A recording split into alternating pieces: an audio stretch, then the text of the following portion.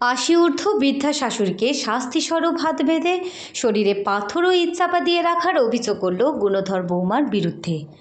যদিও বা গুণধর বৌমা বিষয়টিকে শাস্তি নয় ডাক্তারের নিদান বলে দাবি করলেও মানতে চাননি এলাকার মানুষ।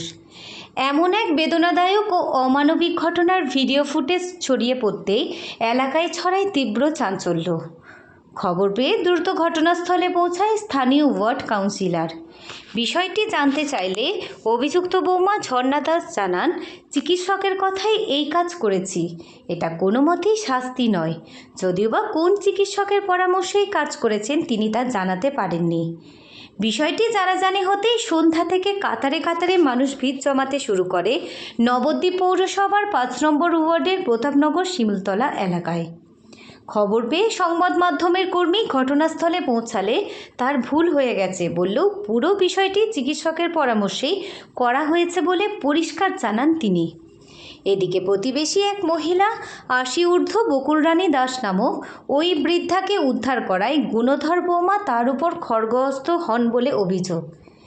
একবিংশ শতাব্দীর দোরগোড়ায় দাঁড়িয়ে এমন এক অমানবিক ঘটনায় হতবাক সভ্য সমাজ। এ বিষয়ে স্থানীয় কাউন্সিলর সমগ্র ঘটনার বিষয়ে কী জানালেন শুনব। সৈয়দ আবু জাফরের রিপোর্ট, সাম্যজিৎ, নবদ্বীপ। মাস ধরে এই দেখেন, আপনাকে এখানে দেখেন, আমি এমনি চিকিৎসা জানতে পারলাম যে শাশুড়িকে দুটো পায়ে ইট চাপা এবং শিলপাটা চাপা দিনভর রেখে দিয়েছিল। এক স্থানীয় প্রতিবেশী মহিলা ওনাকে উদ্ধার করে, কিন্তু বর্তমানে এখন যা দেখা গেল, শাশুড়ি বলছে না আমি পড়ে গিয়েছিলাম এবং ডাক্তার বলেছে। কতটা এটা সত্যি কথা? আমি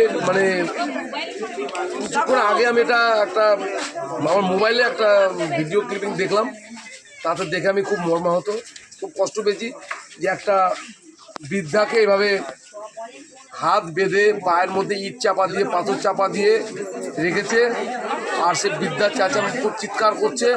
দেখে খুব খারাপ লাগলো। খোঁজ নিলাম কোথায় বাড়ি, জানতে পারলাম যে আমারই ৫ নম্বর ওয়ার্ডের এই শিমুলতলা অঞ্চলের বাড়ি। আমি আমার এলাকার মা বোনেদের নিয়ে এসেছিলাম। মহিলাকে জিজ্ঞাসা করলাম, মহিলা পুরো অস্বীকার করলেন। প্রথমে এমন ঘটনা হয়নি। যখন তাকে ভিডিওটা দেখালাম, ভিডিও দেখার পরে বলছে এটা আমি চিকিৎসার জন্য করেছি, ডাক্তার বলেছে। কোন ডাক্তার বলেছে তখন চুপ হয়ে যা, বলতে পারছেন না। পরবর্তীতে উনি শাশুড়িকে যেভাবে শিখিয়ে দিয়েছে, বৃদ্ধা মানুষ হয়তো নিরাপদে থাকার জায়গা আতঙ্কে ভুগছে আমার মনে হচ্ছে। ভদ্রমহিলাও হয়তো তাকে শিখিয়ে নিয়েছে যে তুমি এই কথা বলবে, কেউ যদি জিজ্ঞাসা করে, হতে পারে। আপনি এই ওয়ার্ডের কাউন্সিলর? আমি এই ওয়ার্ডের কাউন্সিলর। কিন্তু যদি ঘটনাটা সত্যি হয়, এর থেকে দুঃখের কিছু আর নেই। একটা অমানবিক ঘটনা। এবং আমি বলবো, যদি ঘটনা সত্যি হয়, ওই মহিলার অর্থাৎ বৌমার কঠিনতম শাস্তি হওয়া প্রয়োজন, শাস্তির দরকার। এবং আমিও সেই শাস্তির দাবি করছি। আপনার নাম? আমি ওয়ার্ডের কাউন্সিলর, আমি ঝন্টুলাল দাস, আমি ওয়ার্ডের কাউন্সিলর। ওনাকে উদ্ধার করেছেন ওই বাথরুমের সামনে থেকে?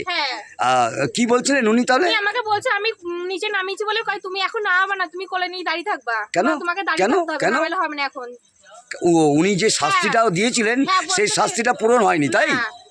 কয় তোমাকে দাঁড়িয়ে থাকতে হবে, তুমি এনেছো। ওই যে মহিলা যিনি বৌমা, তার নাম কি জানেন? না, আমি জানি না। আচ্ছা, এটা কোন পাড়া? শিমুলতলা। এটা শিমুলতলা। আপনার নাম? আমার নাম জবা সরকার।